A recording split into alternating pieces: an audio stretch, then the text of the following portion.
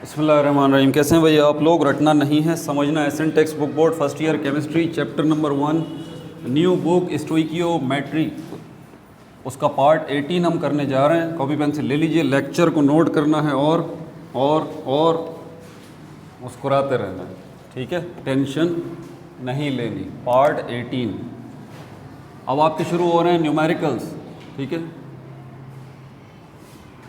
Numericals book खोल लीजिए अगर आपके पास बुक है तो, नहीं तो इसका पीडीएफ खोल लीजिए, ठीक है? पहले तो ये बता दूं, हमेशा की तरह सिंटेक्स बुक बोर्ड की बुक्स में मिस्टेक्स हैं। वैसे तो ऑक्सफोर्ड की बुक्स में भी मिस्टेक्स हैं, लेकिन यहाँ पर आप नोट कर लीजिए, पेज नंबर 20 न्यूमेरिकल लिखा हुआ है। पहला ही जो आंसर लिखे हुए हैं ना, रेड कलर में नज़र आ रहे हैं आपको, तो दोनों आंसर्स में मिस्टेक्स हैं, ठीक है? तो मैं आपको करेक्शन करके बताऊँगा कि सही आंसर इसका क्या है। क्या बोल रहा है इसके अंदर? नंबर 1 में बोल रहा है calculate the number of moles and molecule. दो चीज़ें आपसे बोल रहा है आपको मोल भी बताने हैं और मॉलिक्यूल्स भी बताने हैं। दोनों चीज़ें आपको बतानी हैं, ठीक है?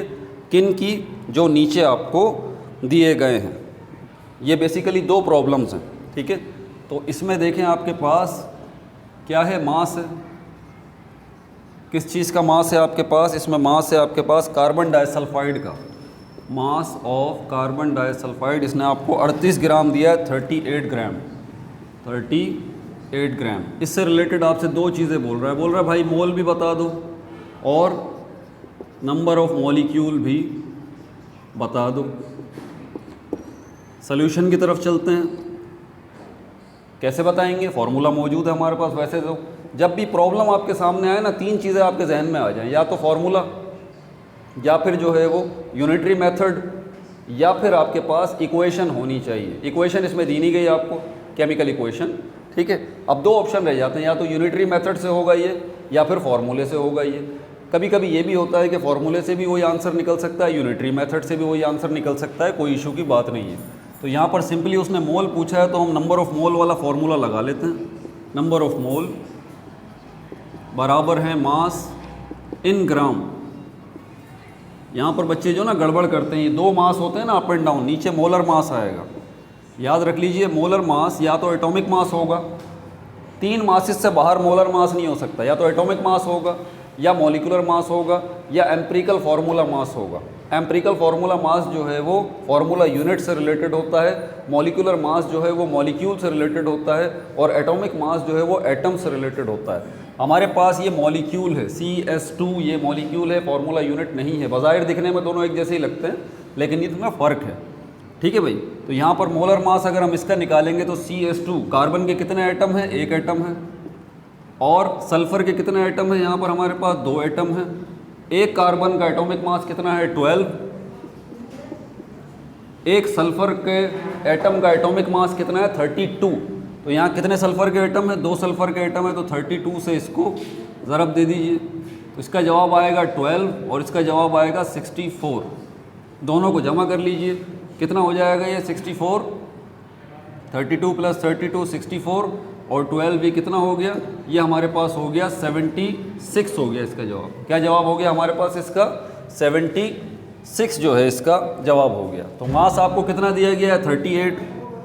38 लिखिए, डिवाइडेड बाय मोलर मास कितना आपके पास निकला है? 76। डिवाइड कर दीजिए 38 को 76 के साथ। तो यहाँ पर आपका जो जवाब बुक में दिया हुआ है, ये मैं आपको बता दूँ, बुक में आपका जवाब दिया हुआ है 0.499 मोल्स, जो कि गलत है। ठीक हो गया आपको? एक्चुअल इसका जवाब जो है वो आएगा 0.5 मोल्स।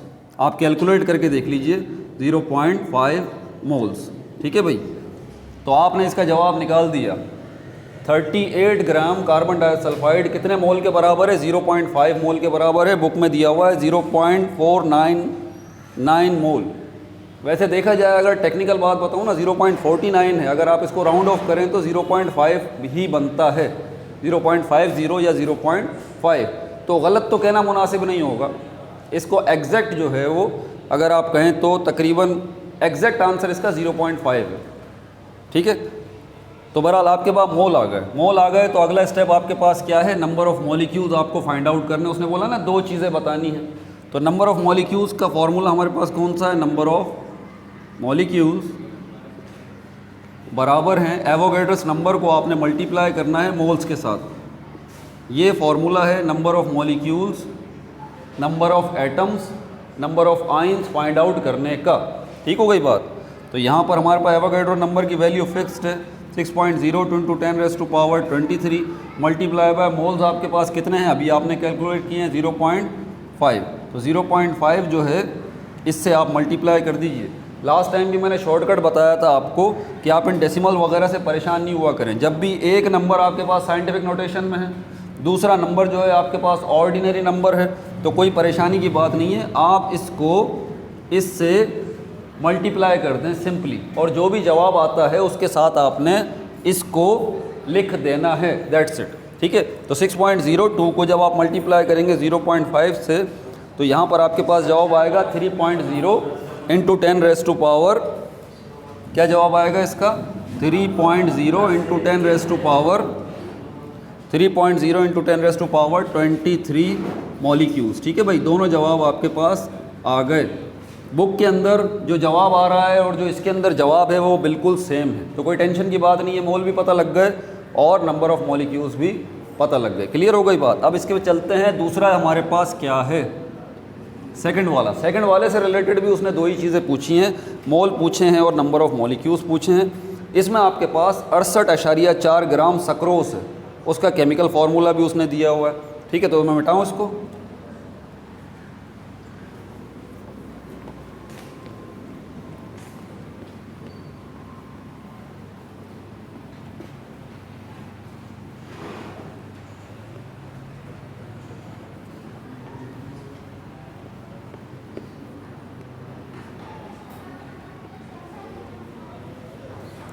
मास दिया हुआ है आपको, कितना मास दिया हुआ है सक्रोज का, मास ऑफ सक्रोज उसने आपको दिया हुआ है 68.4 ग्राम, 68.4 ग्राम। इसका केमिकल फार्मूला C12H22 और O11। ये भी शुगर की एक टाइप है। शुगर की बहुत सारी टाइप होती है, साथ साथ आपको बताता भी रहता हूँ। ग्लूकोज है वो भी शुगर है, माल्टोज है वो भी शुगर है, लैक्टोज है वो भी शुगर है, सक्रोज है वो भी शुगर है। समझ में आ रही है बात आपको। ये सक्रोज है बेसिकली, घरों में जो हम चीनी इस्तेमाल करते हैं ना, ये वो है, और उसका केमिकल फार्मूला ये है। ग्लूकोज का फार्मूला क्या है, C6H12O6, ये सक्रोज है। ठीक हो गया। अच्छा, क्या बताना है इसके मोल बताने हैं और नंबर ऑफ मॉलिक्यूल, वही सेम प्रोसेस होगा इसका भी। पहले मोल देख लेते हैं। नंबर ऑफ मोल बराबर है किसके, मास आ गया, mass in gram divided by molar mass.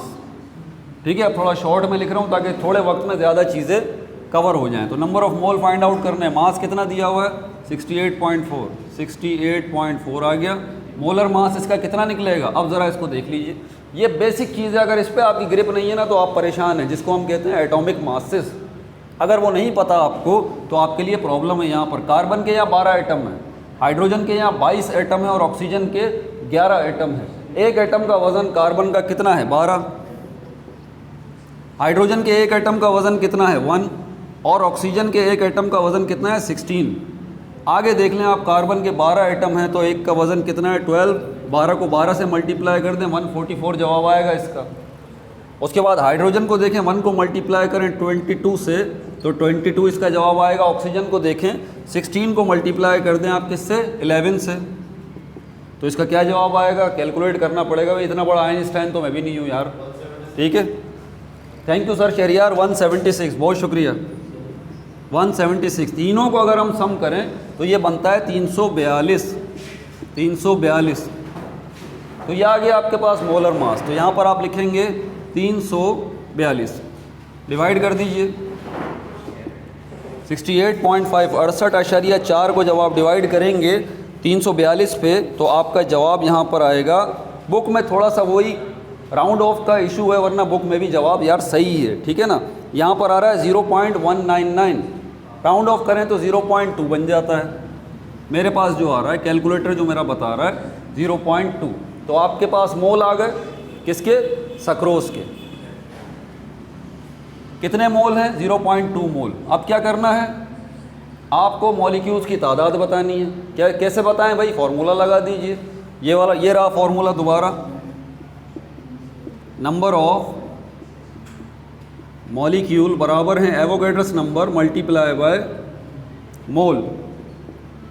एवोगैड्रस number की वैल्यू फिक्स्ड है 6.02 इंटू 10⁻³ मल्टीप्लाई बाय मोल कितने फाइंड आउट किए 0.2।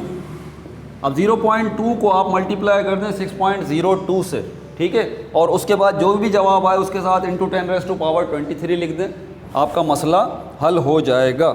तो यहाँ पर हमारे पास जो है कितना बन रहा है, ये लगभग बन रहा है, आपकी बुक में जवाब आ रहा है 1.19 जवाब आ रहा है, लेकिन मेरे पास जो कैलकुलेशन बता रही है वो बता रही है 1.204 इंटू 10⁻23। कैलकुलेटर से आप चेक कीजिएगा 1.204 इंटू 10⁻23 एग्जैक्ट ये आंसर आ रहा है। ठीक हो गया भाई। तो मॉलिक्यूल्स की तादाद जो है वो ये बनती है। क्वेश्चन नंबर 1 हो गया। क्वेश्चन नंबर 2 की तरफ चलते हैं। बुक खोल लीजिए, क्या कह रहा है इसके अंदर ये, ammonia gas can be produce by heating together the solid ammonium chloride and calcium hydroxide. Calcium hydroxide और अमोनियम क्लोराइड को आप रिएक्ट कराएं आपस में तो उसके नतीजे में अमोनिया गैस बनेगी। दो और चीज़ें बनेंगी, कैल्शियम क्लोराइड भी बनेगा, वाटर भी बनेगा। इक्वेशन मैं भी लिख देता हूँ यहाँ पर, ठीक है।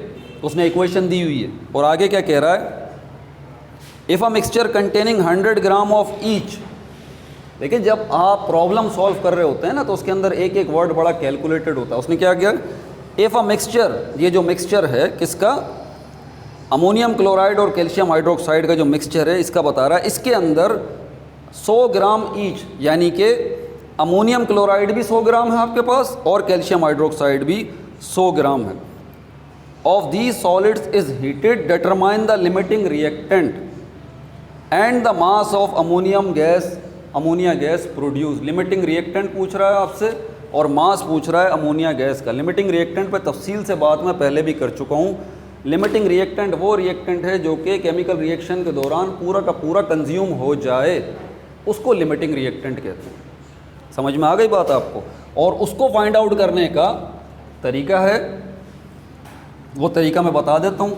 अगर आपने स्टेप्स वो जहन में न रखे तो फिर आप इसमें गुम हो जाएंगे।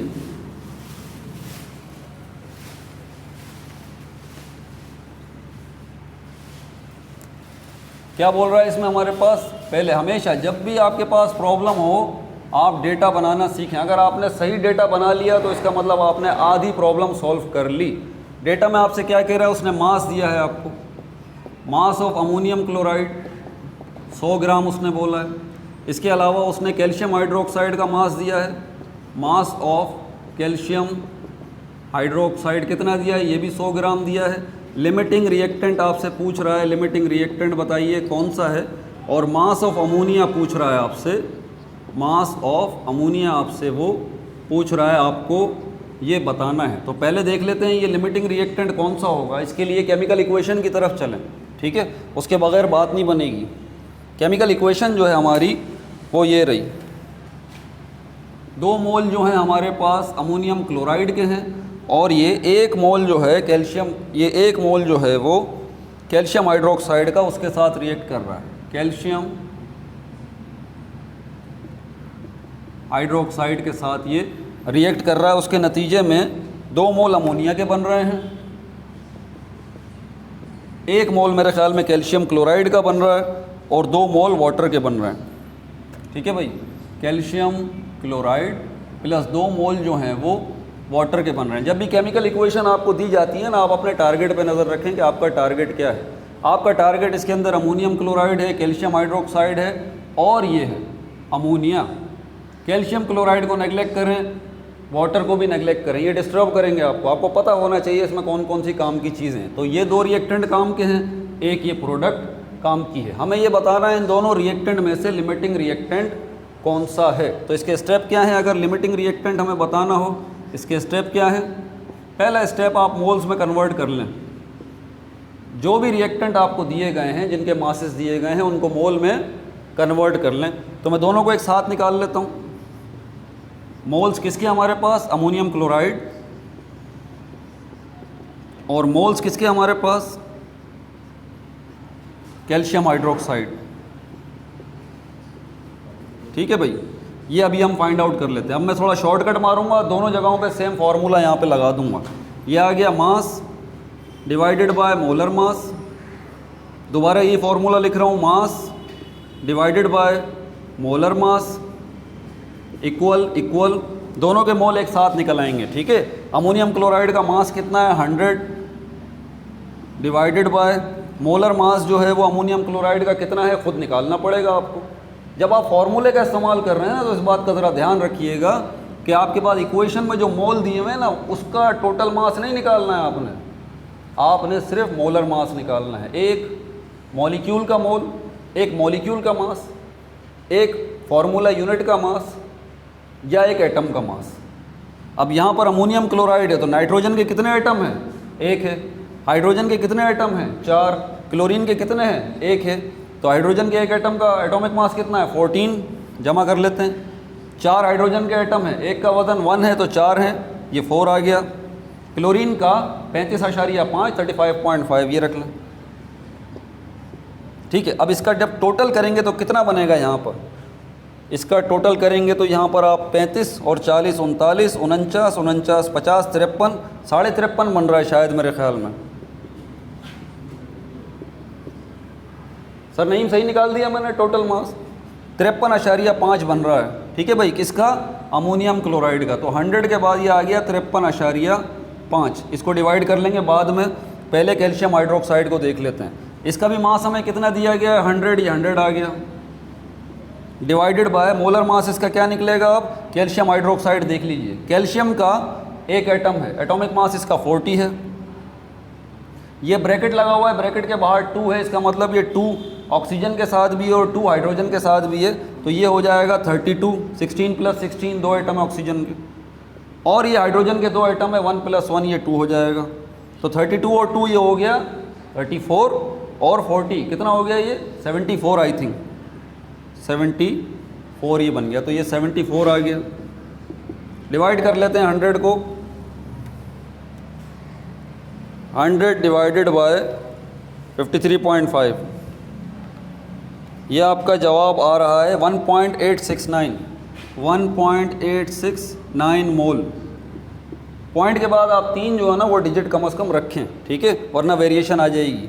अब 100 को 74 पे डिवाइड कर दीजिए, 100 डिवाइडेड बाय 74, आपका जवाब आ रहा है 1.351 1.351 मोल, ठीक है भाई। ये दोनों के मोल अब आपके पास आ गए। अब जो अगला मरहला है ना, ये स्टेप नंबर 1 था लिमिटिंग रिएक्टेंट फाइंड आउट करने का। आपने मोल्स में कन्वर्ट कर लिया, अपने रिएक्टेंट को पता लग गए। स्टेप नंबर 2 थोड़ा सा मुश्किल है, ज़रा ध्यान से इसको मेरी बात समझिएगा, नहीं तो गड़बड़ हो जाएगी। लिमिटिंग रिएक्टेंट का कॉन्सेप्ट इतना आसान नहीं है, ठीक है। अब हमें यूनिटरी मेथड की ज़रूरत है। अब हमें किस मेथड की ज़रूरत है? यूनिटरी मेथड की। अमोनियम क्लोराइड के कितने मोल हैं? 2 मोल हैं। कैल्शियम हाइड्रोक्साइड के कितने मोल हैं? 1 मोल है। 2 मोल अमोनिया के बन रहे हैं, 1 मोल जो है वो कैल्शियम क्लोराइड का बन रहा है, 2 मोल जो है वो वाटर के बन रहे हैं। हमें इसके मोल से कोई लेना देना नहीं है, कैल्शियम क्लोराइड और वाटर के मोल से हमें कोई मतलब नहीं है, लेकिन आप इक्वेशन की डिमांड पूरी करके पूरा लिख दिया करें, ठीक हो गई बात। तो यहाँ पर अब हम, जैसे मैंने पहले भी आपको बताया था कि इक्वेशन में जो वैल्यूज़ हमारे पास आती हैं ना, ये रोल मॉडल का काम करती हैं, एक्चुअल नहीं होती। हमारा एक्चुअल मसला हल करने के लिए ये वैल्यूज़ दी जाती हैं, ये हेल्पर होती हैं, ये हमारा रोल मॉडल होती है, इसको हम फॉलो करते हैं। आपने अब करना क्या है? आपने मोल फाइंड आउट करने इसके अमोनिया के, जो कि प्रोड्यूस हुआ है। किसकी मदद से? बारी बारी। पहले आपने अमोनियम क्लोराइड की मदद से, इसके मोल्स की मदद से इसके मोल फाइंड आउट करने, फिर आपने कैल्शियम हाइड्रोक्साइड के मोल की मदद से इसके मोल फाइंड आउट करने। बात समझ आ गई? बारी बारी। तो बारी बारी हम देखते हैं। यहाँ पर मुझे ये 2 वैल्यूज़ चाहिए होंगी, ये 2 वैल्यूज़, तो मैं यहाँ पर ही थोड़ी जगह बनाता हूँ। पहले मैं हेडिंग दे रहा हूँ, यहाँ पर मैं गड़बड़ नहीं करनी। अमोनियम क्लोराइड के मोल की मदद से अमोनिया के मोल में फाइंड आउट करने जा रहा हूँ। मैं इक्वेशन का हवाला दूंगा according to the equation. Equation में क्या मौजूद है? 2 मोल अमोनियम क्लोराइड के 2 मोल अमोनिया के बना रहे हैं, 2 मोल अमोनियम क्लोराइड के बना रहे हैं, प्रोड्यूसेस 2 मोल अमोनिया। ये यूनिटरी मेथड है। अब अगला स्टेप क्या है, 1 वाला। इस 1 को यूनिटरी वर्ड निकला है यूनिट से, यूनिट का मतलब 1। तो इस 1 स्टेप जिसमें 1 का स्टेप आ रहा है ना, इसी वजह से इस मेथड को यूनिटरी मेथड कहा जाता है। तो अगर 2 मोल जो है वो 2 मोल अमोनिया के बना रहे हैं, तो 1 मोल अमोनिया का कितने मोल बनाएगा? बच्चे से पूछेंगे भाई, वो बोलेगा यार कितने बनेंगे? 2 मोल जब 2 बना रहे हैं तो 1 कितना बनाएगा? 1 ही बनाएगा ना यार। लेकिन चलो आप कैलकुलेशन का हिसाब किताब पूरा कर लो। ये नंबर आप यहाँ रखें, शुरू में जो नंबर है वो यहाँ पर आ जाएगा, डिवाइड कर दें 2 1 जा 2, तो 1 मोल बन रहा है किसका? अमोनिया का। अब स्टेप नंबर 3 जो है यूनिटरी मेथड का, उसमें जो गिवन वैल्यू है वो यहाँ पर आएगी। अमोनिया के मोल निकाले थे हमने शुरू में, ये रहे निकाले ना, इनको यूज़ करेंगे अब हम यहाँ पे, इसीलिए हमने पहले इनके मोल निकाले थे। तो अब हम यहाँ पे देखेंगे कि 1.886 869 1.869 मोल जो हैं वो कितना बनाएंगे अमोनिया के मोल। ठीक है, तो इसी को दोबारा तीसरे स्टेप पे मैंने पिछली वीडियो में सब बताया हुआ, इसी को आगे लेके आएंगे आप। 1.869 मल्टीप्लाई बाय क्या होगा? स्टेप नंबर 2 पे आपका जवाब 1 आया है, 1 से मल्टीप्लाई करेंगे तो यही जवाब बनेगा 1.869 मोल ऑफ अमोनिया। ठीक हो गई बात? तो आपके अमोनियम क्लोराइड के मोल की मदद से अमोनिया के मोल कितने बन रहे हैं? 1.869। लिमिटिंग रिएक्टेंट फाइंड आउट करने जा रहे हैं हम, मत भूलिएगा, दूसरा स्टेप है। अब यही काम आपने इससे भी, इसको भी देखना है कि कैल्शियम हाइड्रोक्साइड की मदद से अमोनिया के कितने मोल बन रहे हैं। अब आपने ये देखना है। ठीक है, तो मुझे यहाँ थोड़ी सी जगह चाहिए, मैं ये मिटा देता हूँ। अब यहाँ पर हम देखते हैं अकॉर्डिंग टू द इक्वेशन क्या हो रहा है। 1 मोल जो है वो कैल्शियम हाइड्रोक्साइड का 2 मोल बना रहा है अमोनिया के। 1 मोल कैल्शियम हाइड्रोक्साइड कितने बना रहा है? 2 मोल अमोनिया के, 2 मोल अमोनिया। ठीक है भाई, अब थोड़ा सा गौर करें, यूनिटरी मेथड में 3 स्टेप होते हैं। जो स्टेप नंबर 2 होता है वो 1 वाला होता है। कभी कभी ऐसा होता है कि आपके पास directly unitary method step number 2 से शुरू हो जाता है और स्टेप नंबर 2 1 वाला है। ये देखें, ये आ गया ना। अभी देखें मैंने निकाला, 3 स्टेप किए थे, ये वाला स्टेप देखें, स्टेप नंबर 2 यहाँ पर शुरू में ही मिल गया है हमें नेचुरली। तो आप डायरेक्ट ये करने के बाद स्टेप नंबर 3 पे आप आ जाएंगे। और स्टेप नंबर 3 आपका क्या है? जो एक्चुअल मोल्स आपके पास हैं, एक्चुअल वैल्यूज़, उसको लिखेंगे। हमारे पास मोल्स ऑफ कैल्शियम हाइड्रोक्साइड ये हमने निकाले थे 1.351, तो यहाँ पर लिखेंगे 1.351 मोल ऑफ कैल्शियम हाइड्रोक्साइड। दोबारा ये नंबर आगे आएगा 1.351। सेकंड स्टेप पे जो जवाब आता है उसी को आगे लिखते हैं मल्टीप्लाई के साथ। तो आप 1.351 को मल्टीप्लाई करें 2 से, मल्टीप्लाई बाय 2, आपके पास जवाब आ रहा है 2.70 मोल्स अमोनिया के। अब आप ज़रा गौर करें, यहाँ पर आपने यहाँ पर भी अमोनिया के ही मोल फाइंड आउट किए हैं, लेकिन अमोनियम क्लोराइड की मदद से। यहाँ पर भी आपने अमोनिया के मोल ही फाइंड आउट किए हैं, लेकिन कैल्शियम हाइड्रोक्साइड की मदद से। कैल्शियम हाइड्रोक्साइड अमोनिया के ज़्यादा मोल दे रहा है या अमोनियम क्लोराइड ज़्यादा मोल दे रहा है? हमें ये चेक करना है कौन सा रिएक्टेंट कम मोल दे रहा है। तो यहाँ पर हमारे पास अमोनियम क्लोराइड ये कम मोल दे रहा है, देख लें आप। तो जो रिएक्टेंट प्रोडक्ट के कम मोल देगा वही रिएक्टेंट असल में हमारा क्या है? Limiting reactant. तो ये अमोनियम क्लोराइड हमारा क्या है? Limiting reactant. पहला सवाल उसका ये था कि भाई लिमिटिंग रिएक्टेंट कौन सा है, हमने बता दिया, अभी क्लियर हो गई ये बात। तो अमोनियम क्लोराइड हमारा लिमिटिंग रिएक्टेंट है। अब उसके अगले सवाल की तरफ चलते हैं। उसने पूछा है मास बता दें क्या होगा, मास ऑफ अमोनिया, ये भी आपने बताना है। ये सवाल है ना अगला उसका। मैथमेटिक्स की दुनिया में हमारे पास फॉर्मूले कौन से हैं? हमारे पास ABC बच्चों वाले फॉर्मूले जो होते हैं ना, A+B whole square, A-B whole square, बचपन से पढ़ते हुए आ रहे हैं। ये मैथमेटिक्स के फार्मूलाज की दुनिया की ABCD है। केमिस्ट्री की दुनिया के फार्मूलाज की ABCD ये मोल वाला फार्मूला है भाई। ये जगह जगह इस्तेमाल होगा, आप बच नहीं सकते इससे। नंबर ऑफ मोल बराबर है mass in gram divided by molar mass. ये बार बार इस्तेमाल होगा। ये एक फार्मूला आपको सिर्फ मोल ही नहीं बताता, ये आपको मास भी बताता है, ये आपको मोलर मास भी बताता है। कोई भी फार्मूला हो, कोई भी इक्वेशन हो, अगर उसमें 3 टर्म्स मौजूद हैं, 2 की वैल्यू आपको पता है, तीसरी वैल्यू आप फाइंड आउट कर सकते हैं। तो यहाँ पर हमारा टारगेट है मास ऑफ अमोनियम क्लोराइड। तो मास अगर हमारे पास पूछ रहा है और मोल मौजूद है, तो भाई वही वाला फार्मूला लगा देना आप, यही वाला नंबर ऑफ मॉलिक्यूल वाला, यहाँ से फाइंड आउट कर सकते हैं। ये लगा दिया मैंने, नंबर ऑफ मोल बराबर है mass in gram divided by molar mass. ठीक, तो यहाँ पर हमारे पास नंबर ऑफ मोल अमोनिया के मौजूद हैं, बिल्कुल मौजूद हैं। फाइंड आउट क्या करना है, ये फाइंड आउट करना है मास, नंबर ऑफ मोल मौजूद हैं। मोलर मास अमोनिया का हम अभी निकाल लेते हैं। नाइट्रोजन का 1 एटम है और हाइड्रोजन के 3 एटम हैं। तो 1 एटम का कितना होगा 14 + 3, ये हो गया 17। अब है यहाँ पर ट्विस्ट। हाँ, ज़रा होशियार हो जाइए, पेन डाउन कर दीजिए और ध्यान से सुन लें। आपने अगर गड़बड़ कर दी इसमें, आपका जवाब सही नहीं आएगा। आपके पास अमोनिया के मोल है ना, मोल कौन से मोल? तो अमोनियम क्लोराइड से भी हमने फाइंड आउट किए थे अमोनिया के मोल, तो कैल्शियम हाइड्रोक्साइड से भी हमने फाइंड आउट किए थे अमोनिया के। कौन से मोल यहाँ पर आएंगे? लिमिटिंग रिएक्टेंट वाले मोल आएंगे। यहाँ पर गड़बड़ नहीं करनी। वो मोल अमोनिया के जो आपने लिमिटिंग रिएक्टेंट की मदद से फाइंड आउट की हैं, वो मोल यहाँ पर आएंगे। ये देखें, ये वाले जो मोल है ना, ये जो अमोनिया के मोल हैं, ये वाले, ये हमने कैल्शियम हाइड्रोक्साइड की मदद से फाइंड आउट किए थे। इनको नहीं लिखना है। ये मोल जो कि हमने अमोनियम क्लोराइड की मदद से पता किए हैं, अमोनिया के मोल, इनको लिखना है। वजह, क्योंकि अमोनियम क्लोराइड हमारा लिमिटिंग रिएक्टेंट। बात समझ आ गई?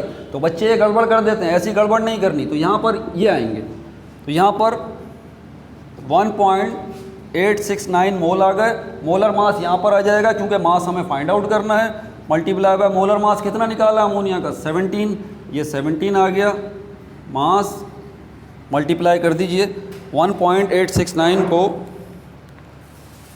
मल्टीप्लाई बाय 17, आपके पास ये मास आ जाएगा 31.773 ग्राम मास। किसका मास? मास ऑफ अमोनिया, जो कि उसने बोला है, मास ऑफ अमोनिया। अब बुक में से चेक करें क्या यही आ रहा है। दुआ करते हैं कि भाई यही आ रहा हो। अगर ये नहीं आ रहा तो फिर हमसे कहीं मिस्टेक हुई है। हाँ, 31.7 हमारे पास क्या है, 31.77, एक ही बात है भाई। तो आपका जवाब, मेरा जो जवाब निकला है वो बिल्कुल बुक के मुताबिक ही निकला है। बुक में भी सही जवाब है। प्रॉब्लम नंबर 1 और 2 हम कर चुके। बाकी प्रॉब्लम्स जो है इंशाल्लाह हम अगली वीडियो में करेंगे। अपना बहुत ज़्यादा ख्याल रखिएगा। No like no subscribe, only share.